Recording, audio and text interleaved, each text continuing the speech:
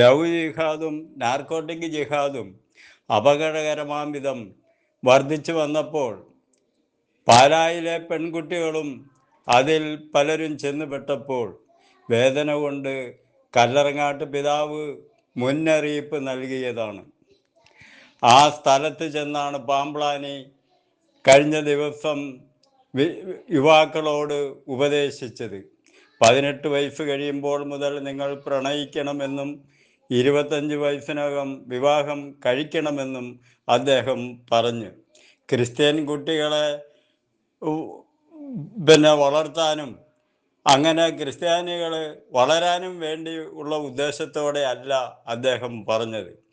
പാലായോടുള്ള വിദ്വേഷവും കല്ലറങ്ങാട്ട് പിതാവിനോടുള്ള വിദ്വേഷവും കൊണ്ടാണ് അദ്ദേഹം ഇപ്രകാരം പറഞ്ഞത് എന്ന് നാം മനസ്സിലാക്കേണ്ടിയിരിക്കുന്നു.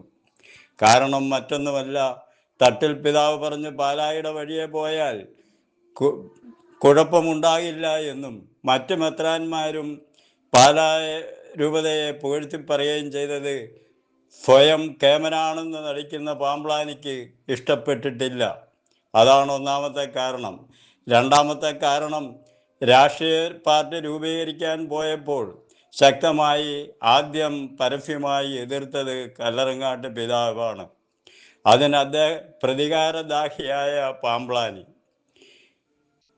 ആരോടും നിശബ്ദമായി പ്രതികാരം ചെയ്യുന്ന പാമ്പ്ളാനി കല്ലറങ്ങാട്ട് പിതാവിനോടുള്ള കൊടുത്ത എട്ടിൻ്റെ പണിയാണ് ഇതെന്ന് നമുക്ക് മനസ്സിലാക്കാം.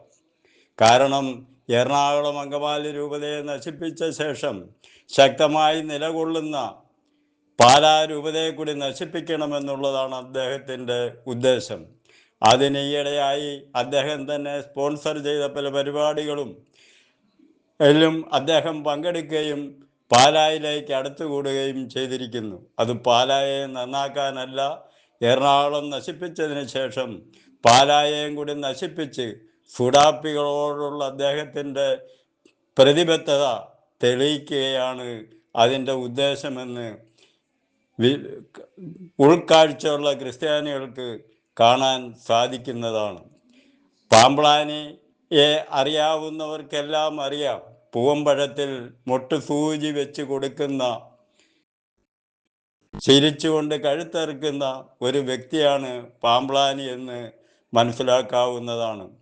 കാരണം അദ്ദേഹത്തിന് സഭയോടോ ക്രിസ്തുവിനോടോ മാർപ്പാപ്പായോടോ ക്രിസ്ത്യാനികളോടോ യാതൊരു പ്രതിബദ്ധതയുമില്ല. സ്വന്തം താല്പര്യം മാത്രം നോക്കുന്ന, അല്ലെങ്കിൽ അത് വിജയിപ്പിക്കാൻ മാത്രം ശ്രമിക്കുന്ന ഒരു വ്യക്തിയാണ് അദ്ദേഹമെന്ന് അദ്ദേഹം പലതവണ തെളിയിച്ചതാണ്.